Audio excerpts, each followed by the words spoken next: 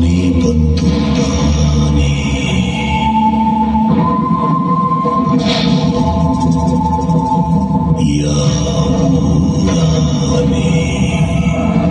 ನಿನ್ mobile clear ಬಂದೈತಲ್ಲ.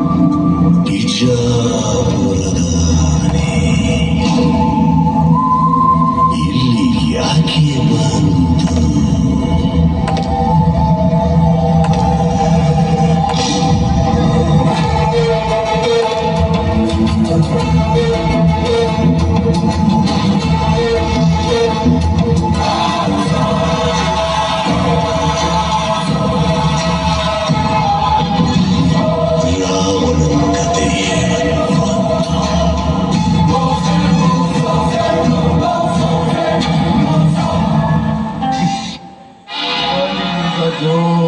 ಅಲೆಯುತ್ತಿದೆ ಈ ಮಾನವನ ಮೆದುಳಲ್ಲಿ ಮೋಸದ ಮಾರ್ಚಾಲ. ಲೇ ಧರ್ಮರಾಜ್, ಸುತ್ತ 40 ಹಳ್ಳಿಗೆ ನ್ಯಾಯ ಕೊಡೋ ನ್ಯಾಯವಂತನ ಪಟ್ಟ ಕಟ್ಕೊಂಡು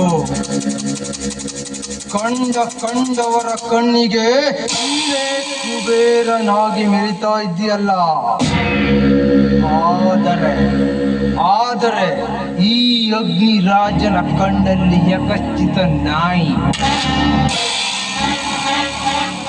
ಸತ್ಯ, ನ್ಯಾಯ, ನೀತಿ, ದಾನ, ಧರ್ಮದಿಂದ ನೀನೆಷ್ಟೇ ದೊಡ್ಡವನಾಗಿ ಮೆರೆದರು ಈ ಅಗ್ನಿರಾಜನನ್ನ ಗೆಲ್ಲೋದು ನಿನ್ನಿಂದ ಸಾಧ್ಯ.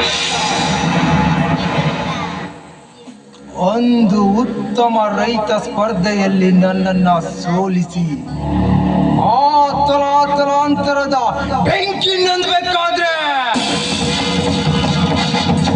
ನಿನ್ನ ಹೆಣ ನೆಲಕ್ಕುರುಳಬೇಕು.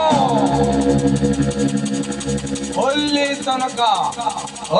ತನಕ ಈ ಅಗ್ನಿರಾಜನಿಗೆ ನೆಮ್ಮದಿ ಇಲ್ಲ ಎಂದು ನಿನ್ನ ರಕ್ತನ ಈ ಭೂಮಿ ಮೇಲೆ ಚೆಲ್ತೀನೋ ಆವತ್ತೇ ಈ ಅಗ್ನಿರಾಜನಿಗೆ ಶಾಂತಿ. ಜಾನಿ, ಹಿಂದೆ ಉತ್ತಮ ರೈತ ಸ್ಪರ್ಧೆಯಲ್ಲಿ ನನ್ನನ್ನ ಸೋಲಿಸಿ ನಗುತ್ತಿರುವ ಆ ಧರ್ಮರಾಯನ ಹತ್ತಿಗೂಡಿಗೆ ಬೆಂಕಿ ಹಚ್ಚಿ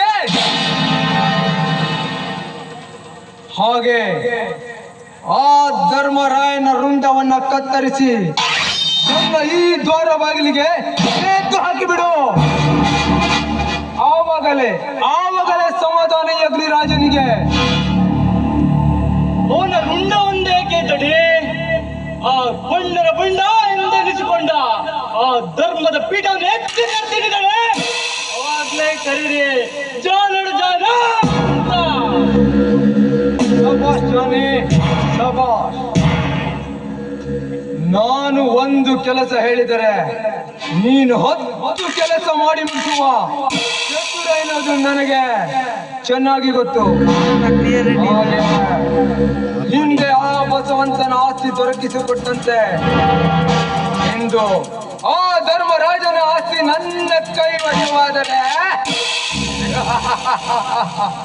ಈ ನಾಡಿಗೆಲ್ಲ ನಾನೇ ದೊರೆ.